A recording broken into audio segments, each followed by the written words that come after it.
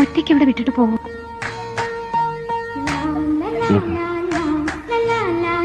ഒന്നറിഞ്ഞേക്കുന്നു സാവിത്രിക്ക് ഇഷ്ടമായത്. എനിക്കറിയില്ല, ഞാൻ ഓർക്കുന്നില്ല എപ്പോഴാണ് എന്റെ തുടക്കമെന്ന്. മുൻപ് ഒരിക്കലും അനുഭവമില്ലാത്തൊരു തുള്ളിച്ചാട്ടം എന്റെ മനസ്സിലുണ്ടായി. വിനു കൊണ്ടുവന്ന കുപ്പിയോളകളില്ലേ, അത് നിർത്തി ഞാൻ വിനുവിന്റെ പേര് എഴുതി. അത് വെറുതെ ഉറങ്ങാൻ നോക്കിയിരുന്നു.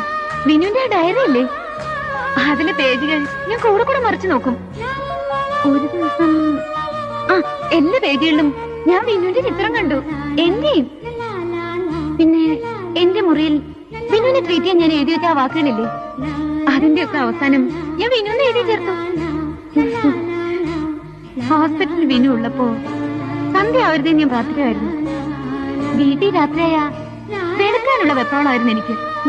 വിനുവിനറിയോ?